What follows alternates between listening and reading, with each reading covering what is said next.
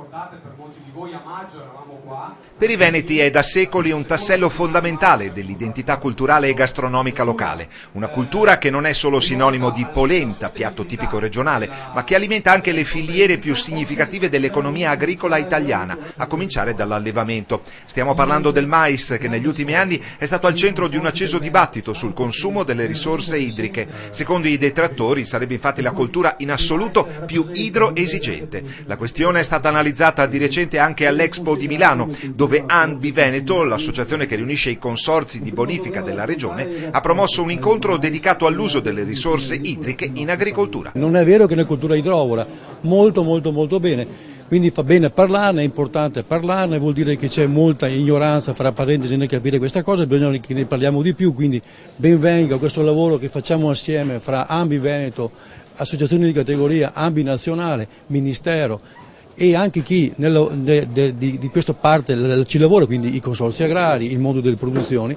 per far capire che non è così vero quello che si dice in giro, cioè che il mais è una cultura idroesigente. Il mais in Veneto in particolare è una cultura estremamente importante, una cultura che è nata grazie alle grandi quantità di acqua presenti nella pianura padana, un mais però che non è solo visto da solo, ma un mais che è legato a diverse filiere. Tutte le filiere della regione Veneto, ma anche di molta parte della pianura padana, sono legate a questa cultura. Allora noi dobbiamo difendere, raccontando in Europa cosa si può fare, come stiamo facendo per continuare a coltivare la cultura del mais, perché noi non vogliamo assolutamente perdere la tradizione, anzi vogliamo poterla continuare a sviluppare, perché tradizione vuol dire anche occupazione, vuol dire sviluppo del territorio. Posto che oggi in Veneto il 30% della superficie agricola utilizzata è coltivato a mais da granella, per gli imprenditori agricoli è fondamentale capire come sprecare meno acqua possibile durante le procedure di irrigamento dei campi. Da qualche tempo uno strumento concreto c'è ed è fornito proprio dai consorzi di bonifica. Si tratta di Reframe, un software che segnala le esigenze irrigue del terreno. Basta fare squadra, diciamo, tra produttori e consorzi di bonifica perché mettano a disposizione sempre più